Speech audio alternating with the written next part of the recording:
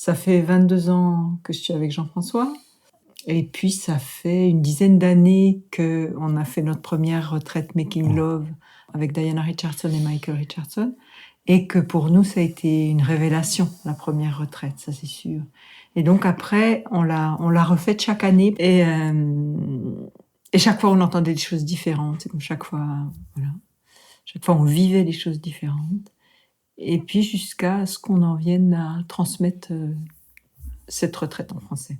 Ce que ça vous a apporté, vous l'avez aussi un peu évoqué finalement. Est-ce que vous auriez quelque chose d'autre à dire là-dessus? Ce que ça vous a apporté à vous? Moi, la chose la plus évidente que ça a apporté, et c'est peut-être pas la première année, mais dans les années, c'est la paix entre nous. C'est que vraiment, avant, moi, je pouvais dire des choses, voilà, je pouvais blesser Jean-François, après il se fermait, moi j'étais là, je tapais au grillage, voilà, et puis on connaît bien ça, ces situations où... Et vraiment, ce que je peux dire, c'est qu'avec les années, ça s'est apaisé, tout ça. Et bien sûr, on est très différents l'un de l'autre. Si on veut acheter un canapé ensemble, c'est impossible. Tout ce qu'il trouve beau, je trouve moche. Tout ce que je trouve beau, il trouve moche. Donc c'est pas du tout que c'est l'harmonie parfaite. C'est pas du tout ce que je veux dire. Mais ça, ouais, il y a quelque chose de l'émotionnel qui s'est terriblement apaisé entre nous, quoi. Et ça fait du bien.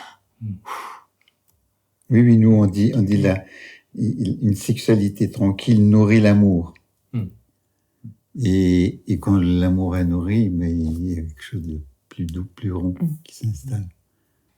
Donc finalement, c'est aborder par la sexualité quelque chose qui transcende de beaucoup la sexualité, qui est toute la qualité, la qualité de la relation et l'amour derrière la sexualité, ou enfin devant ou à travers.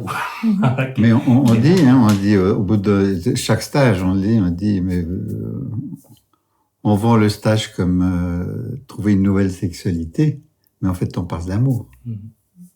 On a eu un homme qui nous a dit, donc c'était vraiment quelqu'un qui parlait pas, ces hommes qui est au fond, et puis à la fin il a dit, j'ai appris à faire l'amour, avant j'étais dans la baise. C'est très joli. C'était efficace comme phrase. L'avantage des hommes qui sont au fond et qui parlent peu, c'est que quand ils parlent, ils donnent beaucoup en peu de mots. Voilà, c'était ça. Qu'est-ce que ça implique? Comment est-ce que vous pourriez résumer ce que cette approche propose aux personnes qui la suivent de faire, de pratiquer, de découvrir? On peut le dire de plein de façons différentes. Faire l'amour de façon plus détendue. Questionner toutes les habitudes qu'on a dans la sexualité. Des habitudes qui nous viennent de nos parents, de la lignée, de la société, de tout ce qui nous entoure. Pour revenir à l'intérieur et voir qu'est-ce qui est juste à l'intérieur. Et c'est vraiment ça, pour moi, la démarche, c'est replonger à l'intérieur au lieu de vouloir toujours plus à l'extérieur. C'est souvent la sexualité, c'est ça. Quand on lit dans les journaux, on n'a plus de désir. C'est le truc des couples. Au bout de 3 ans ou au bout de 10 ans, il n'y a plus de désir. Qu'est-ce qu'il faut faire? La réponse de beaucoup de gens, et puis souvent même des sexologues, ils disent, mais épicez l'histoire. En faites-en un peu plus, louer une vidéo pornographique, enfin voilà, des choses comme ça. Puis pour nous, c'est toujours plus, mais c'est toujours dans le faire. Alors que si on plonge à l'intérieur, on va écouter ce qui se passe dedans. C'est son fin, c'est son fin, c'est très fin, et c'est magnifique. Et ça nous rapproche de nous, et ça nous rapproche de l'autre. Mais surtout, au départ, ça nous rapproche de nous. Passer du faire à l'être dans la sexualité. Et aussi, ce que tu as dit, c'est souvent on fait l'amour ou bien on rencontre la personne du sexe opposé en ayant toute son attention sur l'autre. Et là, l'invitation, c'est d'avoir toute son attention tournée vers soi-même. Et nous, on dit toujours, la question, c'est pas de vous ouvrir à l'autre, c'est de vous ouvrir à vous-même. Si vous vous ouvrez à vous-même dans la relation à l'autre, ça suffit. Oui. Le reste se passe de lui. Exactement. Absolument. Exactement. Ça se fait tout seul. L'écoute de soi, l'ouverture à soi, se rapprocher de soi plutôt que de vouloir se rapprocher de l'autre. Et en se rapprochant de moi-même, il y a une évidence avec l'autre. On a un conditionnement sexuel. Et la définition du conditionnement, c'est qu'il est inconscient. C'est que la personne conditionnée ne sait pas qu'elle est conditionnée. Mais pour moi, on est tous conditionnés sexuellement, voilà, par nos familles, par des regards, par tout ce qu'on voit, tout ça. Et pour moi, ce serait faire l'amour avec plus de présence à soi, de conscience, d'attention, pour peu à peu faire fondre le conditionnement, prendre conscience du conditionnement, et la lumière de la conscience fait fondre peu à peu le conditionnement. Si on s'inscrit à une de vos retraites ou à un de vos ateliers, déjà concrètement, généralement, ce sont les ateliers qui s'adressent aux couples, pas aux personnes seules, on est d'accord. Parce que tout le travail, une bonne partie du travail, pas tout le travail, justement, parce que vous avez beaucoup parlé de cette... ce retour à soi. Ouais, ce retour à soi. Mais une partie importante du travail va se faire en couple. On est bien d'accord. Pour le moment, on propose des retraites de couple. Et moi, j'ai commencé la semaine passée en proposant mon premier stage femme. Et quand même, je voulais juste dire, donc c'était ma première, j'avais toutes mes insécurités, imperfections, mais ça a été magnifique. Et il y a un couple qui devait faire la retraite en avril, à cause du Covid, elle a été annulée. Et cette femme s'était inscrite au stage femme. Donc ils ont reporté leur inscription en octobre. Donc elle a fait le stage femme la semaine passée. Et j'ai reçu, il y a 2 jours, un mail de son mari en disant « Je ne sais pas ce que vous avez fait cette semaine, mais c'est magnifique. 35 ans de vie commune. On est amoureux comme au tout début et tout ça. Et tout ça. » Et le remerciement du mari, ça m'a tellement touchée, quoi. Et qu'il ait pris soin de l'écrire. C'est beaucoup, ça veut dire beaucoup de choses. Mais donc oui, donc pour l'instant, ça s'adresse vraiment à des couples. On va parler de sexualité et il y a tout un temps pendant la retraite où nous on va parler, on va dire des choses. Ces choses qu'on va dire vont peut-être bousculer des certitudes ou des... Et puis après, les couples ont du temps dans leur intimité, dans leur chambre, pour peut-être re-questionner certaines habitudes, voilà. Donc ça se passe vraiment en couple. Il n'y a aucun mélange de couple pendant les retraites. Hein. Vous faites toute la retraite avec votre partenaire. Il n'y a pas des exercices où on change de partenaire, rien de tout ça. Vous arrivez avec votre partenaire, vous passez toute la semaine avec votre partenaire, vous partez avec votre partenaire. Donc ça se passe vraiment, c'est vraiment pour l'instant, c'est vraiment pour les couples, voilà. Et il y a des moments de parole et ça fait tellement du bien parce que généralement la réaction la plus qu'on entend le plus souvent c'est mais on est tous pareils. En fait, tous les couples rencontrent plus ou moins avec des parfums différents les mêmes problèmes et d'entendre que l'autre, eux aussi, on n'est pas tout seul. On n'est pas tout seul à avoir ce problème-là. Et ça fait... ça dégonfle. Ça dégonfle quelque chose, ça apaise quelque chose. Et puis ça permet d'aller peu à peu d'aller regarder. Voilà. Et puis, il y a une chose que Jean-François n'a pas dit, mais une chose vraiment importante dans la retraite, c'est le temps qu'on passe dans la salle. Oui.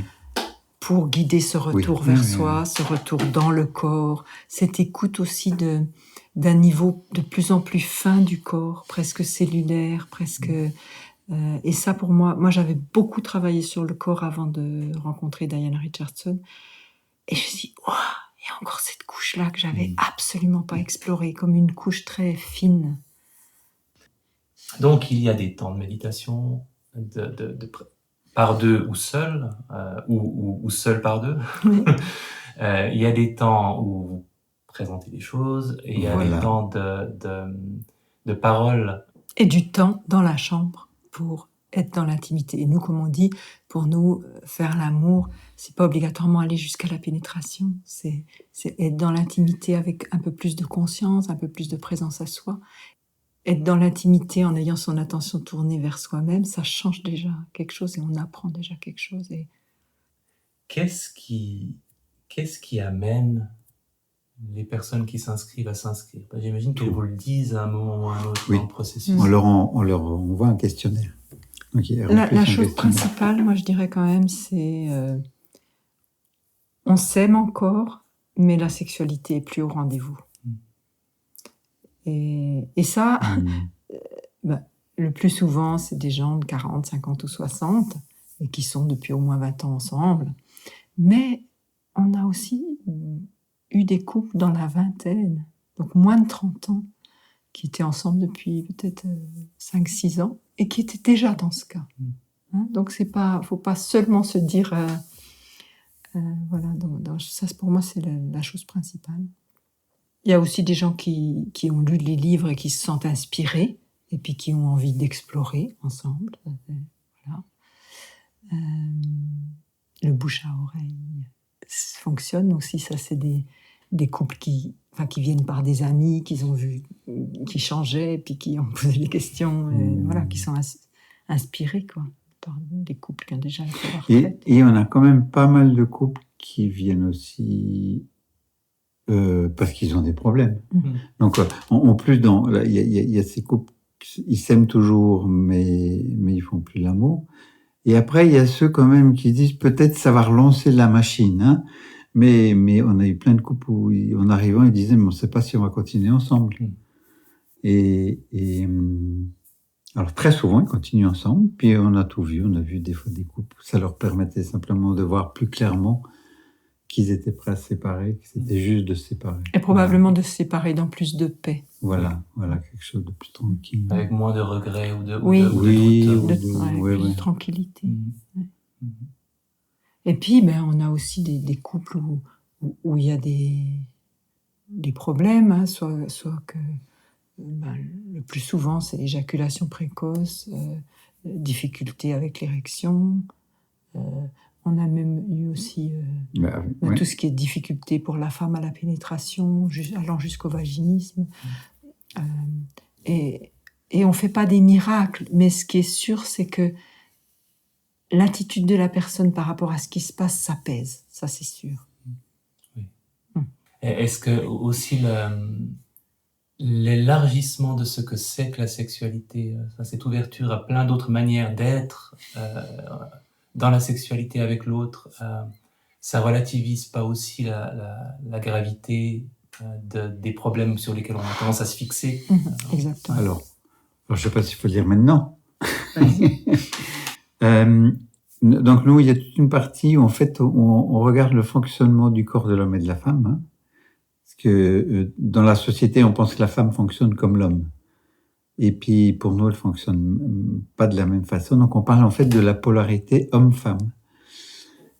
Et donc c'est tout simple, hein, si on met un pénis dans un vagin, pour nous comme il y a une polarité différente, le pénis est clairement émetteur.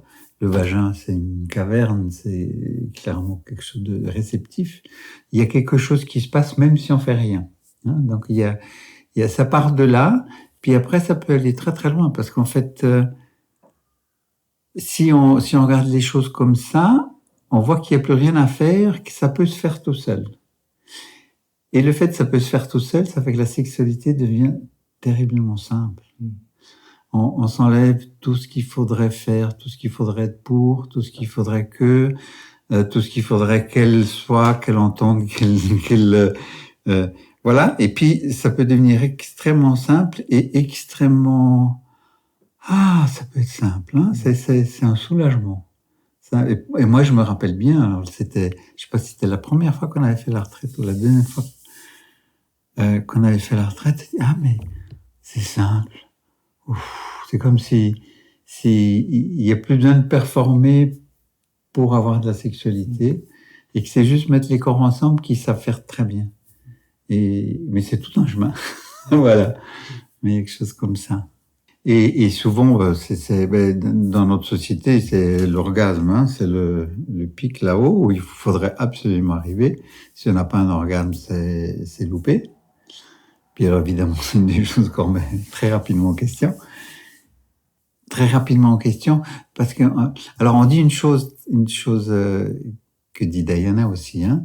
On dit l'après est votre maître. C'est-à-dire, faites l'amour, puis essayez d'oublier vos habitudes, et puis peut-être il se passe rien, mais regardez comment vous vous sentez après. Et puis peut-être il s'est rien passé, ou vous avez l'impression qu'il s'est rien passé, et après vous vous sentez tellement bien, tellement plein, tellement doux, et puis le lien est nourri, et puis il se passe quelque chose de très doux avec l'autre. Puis des fois vous avez un orgasme qui vous semble incroyable, puis une demi-heure après on s'engueule parce que en fait on a libéré des tensions, on a créé des tensions, Oui, ce qu'on peut dire, c'est que dans la sexualité conventionnelle, l'orgasme, c'est vraiment la chose qu'on recherche. Le but. Hein, et on définit l'acte sexuel comme des choses à faire pour arriver à l'orgasme. En gros, hein, c'est une définition très, très réductive, mais réductrice, mais c'est quand même la définition, si on lit un peu les revues, c'est ça. Le fait de poursuivre l'orgasme, déjà, on a un but. Donc, si on a un but, on n'est pas dans le présent. Donc, on est en train de chasser quelque chose, de tendre. Donc, voilà. Tendre vers. Et puis, l'autre chose, c'est que, en général, pour atteindre l'orgasme, on crée beaucoup de tension dans le corps. On le fait avec beaucoup de mouvements, de tension, de crispation, de friction. Et toutes ces tensions, bien sûr, dans l'orgasme, il y a une partie des tensions qui sont déchargées, mais il y a aussi une partie qui reste dans le corps. Et ces tensions qui restent dans le corps, elles nous insensibilisent, et en particulier les organes génitaux. Et souvent, quand on demande aux personnes d'aller sentir soit leur vagin, soit leur pénis, quand il n'y a pas d'érection, quand il n'y a pas d'excitation particulièrement, la plupart des gens ne sentent pas. Ne sentent pas leur pénis de l'intérieur s'il n'est pas touché, s'il n'est pas tenu, contenu. Et le vagin, pareil. Si on demande un peu à une femme lambda d'aller sentir son vagin quand elle n'est pas excitée, elle aura du mal à le sentir. Et pareil pour les seins. La plupart des femmes, quand on leur demande d'amener leur attention dans leur sein, elles disent « mais je sens pas grand-chose ». Il n'y a pas beaucoup de femmes qui ont les seins habités de l'intérieur, vivants, présents. Et en fait, c'est toute cette charge qu'on crée pour aller à l'orgasme, il en reste dans le corps, même après la décharge de l'orgasme, et cette charge nous insensibilise, altère la sensibilité de nos organes. Ça me fait penser qu'il y a tous ces aspects que je voulais aborder, et en fait, on est en train de les aborder. Donc peut-être que je peux vous poser la question plus formellement, parce que certaines idées, des approches tantriques en général, est-ce que je peux dire que globalement, vous reconnaissez une appartenance générale au tantrisme? C'est bien de donner les influences de Diana Richardson. Diana Richardson, c'est une personne qui, je crois, dans la vingtaine, sous l'influence de Osho, et du tantra, de la façon dont Osho avait parlé du tantra, et de Barry Long, qui s'est dit, mais il y a quelque chose de plus dans cette sexualité. Et elle a commencé à chercher. Il doit y avoir quelque chose de plus. Et sa pratique, donc elle habitait dans la commune d'Osho, et sa pratique, c'était faire l'amour. C'est-à-dire, c'était ce à quoi elle consacrait le plus de temps dans sa journée. Et jamais elle a pensé qu'un jour elle enseignerait ça devant c'était vraiment pour elle, centaines de personnes. Mais en fait, les gens de l'ashram, tout d'un coup, ont vu qu'elle changeait tellement qu'au bout de quelques années, elle dit « mais tu fais quoi, toi ? T'as tellement changé !» Et c'est là qu'elle a commencé à parler, et c'est là qu'on lui a dit « mais il faut que tu transmettes ça !» Et c'est comme ça qu'elle en est arrivée à transmettre. Donc c'est bien de savoir que c'est le tantra, tel que Osho en parlait, et Barry Long, c'est deux sources d'inspiration. Oui, je pense que c'est un mot qui a des connotations utiles et d'autres pas utiles. Voilà, donc je pense que si je me mets à votre place, je crois pas non plus que je le mettrai en grand. C'est ça. Parce que finalement, ça c'est compliqué, c'est chargé. C'est ça. Et si on veut simplement faire venir vers nous les personnes qui aimeraient vivre leur sexualité de façon plus simple, autant ne pas leur compliquer la vie avec un mot qui est compliqué. Voilà.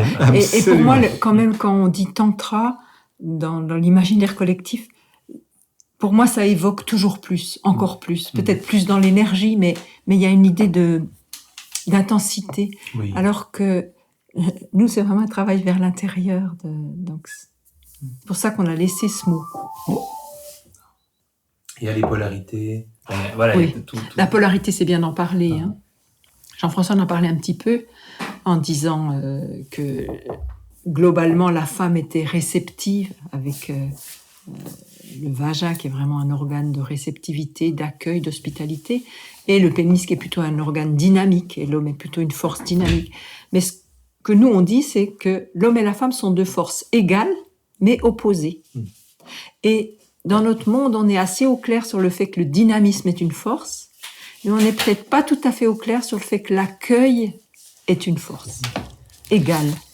Donc il y a déjà un truc à réajuster dans nos représentations. Oui, donc c'est ça. Donc c'est deux forces égales et opposées, et surtout, ce que dit le tantra, c'est que chaque individu a les deux pôles à l'intérieur. Hein? Donc la femme, elle est réceptive au niveau de son vagin et émettrice ou dynamique au niveau de ses seins. Et l'homme, il est dynamique au niveau de son pénis et réceptif dans l'accueil au niveau de son cœur. Et que, en fait, si on veut, souvent dans la sexualité conventionnelle, on essaie de mobiliser l'énergie de la femme à partir du vagin et du clitoris. Et quand on fait ça, bien sûr qu'on peut amener de l'excitation, on peut amener la femme à l'orgasme, mais elle n'est pas rejointe dans les profondeurs de son énergie. Et au bout d'un moment, ça la lasse, ce genre de sexualité, parce qu'il y a quelque chose du fond qui n'est pas mis en jeu, qui n'est pas mobilisé. Et si on veut mobiliser les énergies de la femme profonde, les énergies féminines profondes, c'est au niveau des seins qu'est l'ouverture, comme la porte. C'est le pôle positif, ouais. Et quand je dis... Et aussi, on a l'habitude dans la sexualité de stimuler. Et en fait, il y a très peu de femmes qui aiment d'emblée, à froid, qu'on leur titille les mamelons ou qu'on vienne leur stimuler les seins. C'est plutôt... ça fait...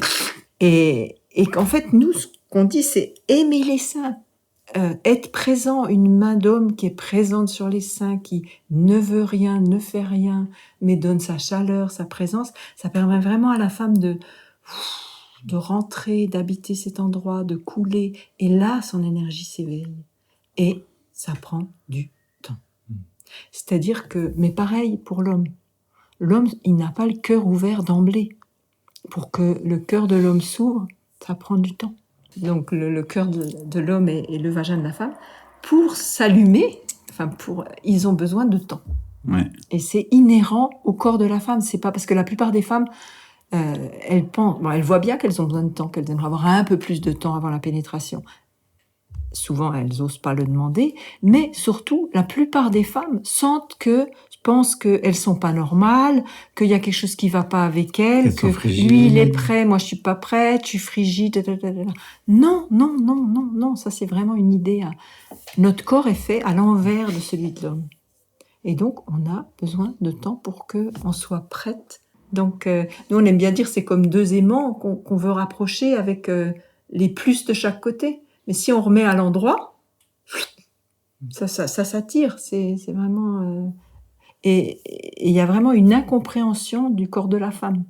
Donc on l'honore pas, donc on n'honore pas son besoin de temps, donc on n'honore pas le fait que c'est au niveau des seins que l'énergie est mobilisée. Et donc il se ferme. Oui. Et il y a tellement de femmes qui disent mais j'ai plus envie de cette sexualité-là. J'ai plus envie. Et ça, aussi, une des raisons pour lesquelles le corps de la femme se ferme, il y a multiples raisons, mais une des raisons, c'est que trop souvent, parce que nous femmes, on est très conscientes que l'homme, il a une pression de performance incroyable. Hein. Il faut qu'il ait une érection, il faut qu'il garde son érection, il faut qu'il éjacule pas trop tôt, il faut qu'il mène la femme à l'orgasme, si possible que lui, il ait un orgasme aussi, et si possible en même temps. Là, on a à peu près le programme à peu près au complet. Mais c'est tout un film, cette histoire. Donc il porte ça. Et nous, on est assez conscientes que c'est un peu lourd pour lui. Et nous, ce qu'on fait, c'est que on essaie de le rassurer, de lui faire plaisir, de prendre soin, de faire que tout aille bien. Et c'est vrai que quand l'homme a une érection au début du rapport, eh ben, on peut imaginer qu'il peut avoir peur de la perdre si on passe pas tout de suite à la pénétration. Et donc, on dit oui parce qu'on sait qu'une fois qu'il est dans le vagin, il est content et ça va bien se passer. Rassuré. Et donc, nous, plutôt que d'écouter notre corps qui nous dit non, mais j'aimerais avoir besoin d'un peu plus de temps, qu'est-ce qu'on fait? On dit oui à la pénétration alors que notre corps, il n'est pas prêt.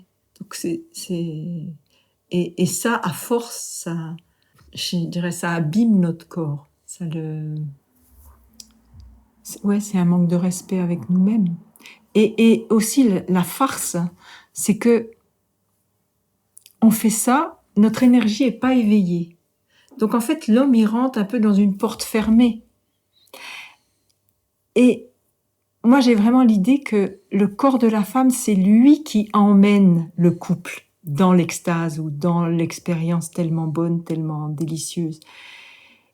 Et si nous, en tant que femmes, on n'écoute pas notre corps, on va jamais donner la chance à ce que les corps se rencontrent vraiment.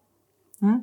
Donc c'est un gag, on croit bien faire, on croit prendre soin de l'homme en lui disant de rentrer alors qu'on n'est pas prête, alors que en faisant ça, on pose les conditions pour que il se passe rien quelque part. Enfin, en tout cas que quelque chose de beaucoup plus grand qui pourrait se passer ne se passe pas parce que on n'est pas prête. Donc le corps il est pénétré alors qu'il est encore fermé. Donc c'est vraiment une succession d'incompréhensions. Ouais. Et puis ça va même à l'encontre parce qu'en fait souvent le plus grand plaisir de l'homme c'est de donner du plaisir à la femme. Puis en fait on démarre tout de travers en pénétrant trop tôt dans un vagin qui n'est pas prêt à la pénétration. Enfin voilà, c'est tout un immense micmac d'incompréhension dans lequel on essaye de mettre un peu de lumière. Voilà. Ce qui revient un peu à dire aussi que c'est en pensant d'une certaine manière beaucoup à soi qu'on est le moins égoïste, qu'on partage le plus. Oui, c'est ça. Oui, c'est ça. C'était une question parce que bon, j'enseigne aussi une pratique qui a une origine, une très longue histoire et une origine spirituelle. Et je dois constamment me poser la question, finalement, qu'est-ce qu'il faut honorer et garder tel quel, ou interpréter, mais conserver de ces traditions, en tout cas de leur façon de voir les choses, et qu'est-ce qui n'est pas pertinent pour nous, ou qu'est-ce qui a été trop transformé au fil des années et n'a perdu son sens. Et évidemment, souvent, en tout cas dans ma carrière de méditant, il y a beaucoup de choses où je me disais, bon, ça, c'est pas vraiment pour moi maintenant, pour découvrir quelques années plus tard qu'en fait, ils avaient encore raison. Je m'en étais juste pas encore rendu compte, mais là aussi, ils avaient raison. Et j'ai pensé à ça parce que en lisant votre livre, ces histoires de polarité, il y a les trucs où je freine, ce qui n'est pas indispensable et qui est un peu trop parfaitement schématique. Je m'en méfie un peu. Et dans tout ce que vous avez dit, finalement, ce qui se cache comme vision de l'homme, de la femme, de l'importance de respecter un certain rythme, une certaine façon de rassembler les énergies, de les mettre en relation, ça a beaucoup de sens. Ensuite, les schémas corporels avec des plus et des moins, comme deux batteries côte à côte, ma question c'est finalement, est-ce qu'on en a vraiment besoin, ou et plus concrètement, parce que finalement, cette polarité, par exemple, de la poitrine, est-ce que c'est quelque chose que vous-même et puis les personnes qui suivent vos formations observent comme une réalité tangible? Ah oui, on a une femme de 60 ans qui nous a dit, donc on avait parlé des seins qui étaient le pôle émetteur, et donc là où l'énergie féminine est mobilisée. Donc de commencer le rapport en aimant les seins, pour la femme amener sa conscience dedans, voilà. Et elle nous a dit, mais si j'avais su ça à 20 ans, ma vie sexuelle aurait été tout autre. Pour elle, c'était une révélation. Quoi. Et pour nous, c'est vrai que c'est des schémas plus moins gna. Mais on dit bien, c'est des schémas. C'est-à-dire, c'est juste pour nous aider à comprendre que le corps de l'homme et de la femme ne fonctionne pas de la même façon. Et après, on dit surtout, mais on ne sait pas comment ça fonctionne pour vous. Parce que pour nous, ça, c'est assez clair que c'est comme ça. Mais c'était pas comme ça clairement au début. Et puis donc, on dit, mais essayez, regardez qu'est-ce qui est juste pour vous. Hein. On dit, à chaque retraite, on dit au couple, nous, on ne sait pas ce qui est juste. Nous, on ne sait rien, en fait. C'est à vous de découvrir qu'est-ce qui est juste pour vous, pour votre couple, et c'est votre expérience qui fera foi. Donc, pour nous, ça a marché, pour d'autres, ça a marché. Essayez pour voir si, Voilà. vous aussi, ça vous parle et ça vous ouvre des Voilà. portes ou des possibilités. Oui, c'est ça. Mais nous, on dit toujours, vous pouvez, enfin, il Vous n'y a pouvez tout pas oublier. du tout besoin de prendre ce qu'on dit comme des vérités. Simplement, si ce qu'on dit peut vous inspirer à faire des explorations nouvelles, c'est parfait. Oui. Et c'est les résultats de votre exploration qui sont votre vérité. C'est ce que vous découvrez, vous, pour vous, en faisant l'amour, qui est votre vérité. Et tout le reste, on peut oublier. Hein, on se veut pas du tout plaquer quelque chose. C'est juste suggérer, donner l'envie de... Mais c'est comme ça que j'ai abordé beaucoup d'idées bouddhistes qui me parlaient pas forcément, de dire, je suspends mon doute, je fais comme si cette idée pouvait m'apporter quelque chose et décrivait quelque chose de vrai. J'essaye de voir ce qui se passe si j'accepte ce principe temporairement, avec la liberté d'y renoncer quand je veux. Et souvent, il y a les bonnes surprises. Mais je voulais évoquer ça parce que je pense que c'est tout à fait pour des gens un peu comme moi, c'est-à-dire peut-être un peu très attachés à une certaine rigueur intellectuelle, qui en viennent à la spiritualité alors qu'à la base ils sont hyper cartésiens. Toutes les idées qui pourraient être superflues, on a tendance à se braquer un petit peu, on se dit pourquoi faudrait que ce soit comme ça. Donc voilà, je voulais, ça a permis aussi que vous exprimiez quelle était votre façon de les avancer, de les proposer. Dans ce qui va complètement à l'encontre de ce qu'on dit quand on parlait de cette sexualité de performance, donc et des idées aussi de notre vision traditionnelle, j'ai envie de dire, de la sexualité. Donc il y avait cette notion de polarité. Le rôle de l'orgasme, que vous avez un peu évoqué tout à l'heure, quand vous disiez que finalement ça enlève une part de réceptivité ou de sensibilité, puis ça peut laisser une tension aussi. Si je résume ce que j'ai entendu tout à l'heure. Oui, mais surtout, c'est que c'est devenu un but à atteindre. Et puis donc, tout est écrit d'avance. Il peut plus rien se passer d'autre, tout est écrit. Enfin, et quand même, sur l'orgasme, il faut dire, ce qui est intéressant de poser, c'est que pour l'homme, aller à l'orgasme, c'est pas un problème. Même des fois, il y va trop vite ou il aimerait y aller un peu plus tranquillement. Et pour la femme, je crois que les chiffres, c'est que pour 30% des femmes, c'est facile d'aller à l'orgasme. Ça veut dire que ça en laisse 70% pour qui c'est pas simple. Et alors, quand on est dans les 70%, il se peut qu'on trouve comment y aller. Mais une fois qu'on a trouvé le truc, on répète. Donc on est dans une forme de routine. On n'est pas dans quelque chose de créatif, parce qu'on sait que ça marche. Hein. Donc, et aussi, enfin, pour les femmes, donc c'est 70%, aller à l'orgasme, il faut y travailler. Hein. Et l'homme, souvent, il y travaille pour que la femme arrive à l'orgasme. Donc c'est tout cet effort qui devrait faire allumer des petites lumières. Hein, le fait que pour l'homme c'est tellement facile et pour la femme c'est pas si facile. Est-ce que c'est vraiment ça, faire l'amour? Est-ce qu'on veut que ce soit ça? Oui. Est-ce que c'est vraiment ça que le corps veut? Le mental, oui. Ça, c'est sûr que notre mental, il veut aller à l'orgasme. Hein. Mais notre corps, est-ce que c'est ça qu'il veut?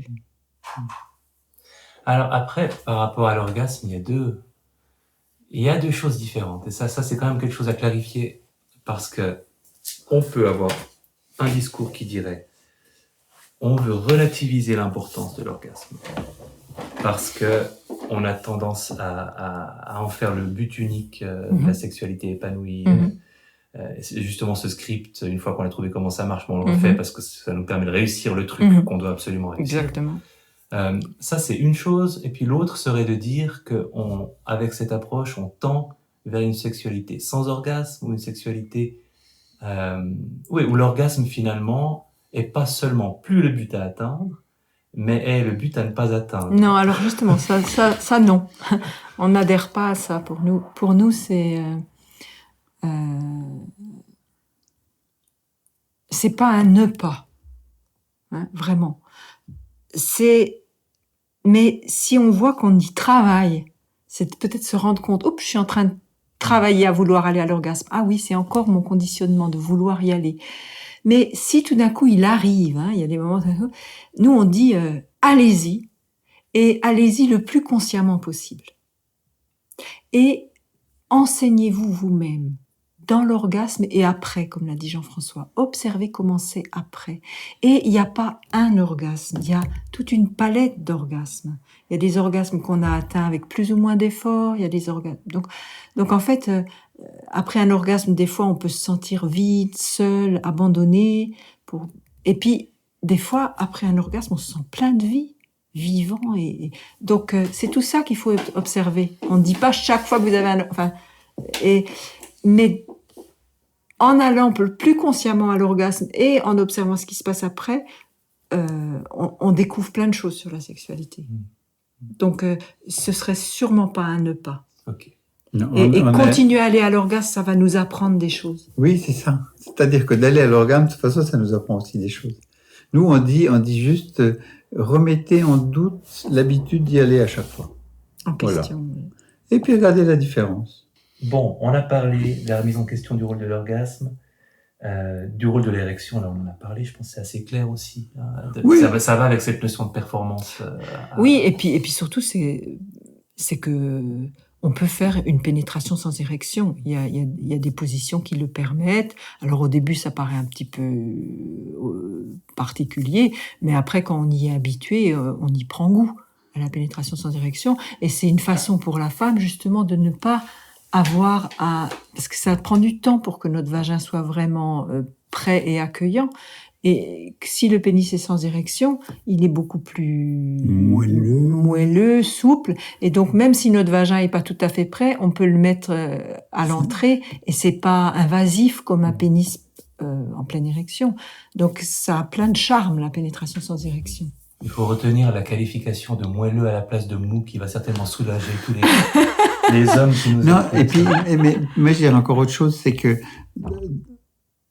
peu à peu, avec le temps, on comprend que la sexualité, c'est pas une histoire d'excitation et de stimulation, mais c'est une histoire de nourrir le lien entre les deux personnes. Et on sait l'importance de cette sexualité. Donc après, on peut simplement mettre le pénis dans le vagin et puis en fait, j'ai pas besoin d'avoir d'érection. C'est tellement soulageant. La sexualité devient facile. Et puis après, l'érection, elle vient peut-être parce que le vagin se réveille et que le pénis répond au réveil du vagin. Et c'est tout à fait autre chose. C'est un autre monde. Donc, voilà, c'est vraiment vers ça qu'on va. Un point, c'est le rôle de la masturbation. Alors, moi, ma vision de la masturbation, c'est que la masturbation pour se connaître, pour connaître son corps, le découvrir, c'est génial. Et donc, c'est pas une masturbation qui va quelque part, c'est une masturbation au présent. Ah oui, c'est comme ça. Ah oui, là, c'est expérimental, voilà. Exploratoire. Et c'est comme de l'amour avec soi. Par contre, des fois, dans la masturbation, on veut aller quelque part. Donc là, à nouveau, on crée beaucoup de tension dans le corps. Et surtout, c'est que des fois, on utilise la masturbation pour décharger ces tensions émotionnelles. C'est-à-dire qu'on est tendu, on a été stressé toute la journée. Et hop, c'est surtout les hommes, mais les femmes aussi. Hop, une petite branlette, puis après, ça va mieux, on est plus relax. Alors, pour nous, ça, c'est pas le bon canal. C'est exactement comme dans la pleine conscience basée dans le rapport à l'alimentation. C'est d'ailleurs Girardet qui disait, je crois, il y a que deux activités humaines qui mobilisent les 5 sens, le sexe et la nourriture. Il y a ce même usage, ou bien on mange un carré de chocolat avec un grand plaisir parce qu'on a envie d'éprouver ce plaisir et qu'on se plonge dans ce plaisir-là, sûrement comme Jean-François tout à l'heure. Ou bien alors on rentre chez soi, on se sent mal, on a envie de quelque chose, de cette petite accélération dopaminergique dans le cerveau, et paf, on se bourre de chocolat. Et je pense que le rapport à la masturbation n'est pas tellement différent. C'est ça.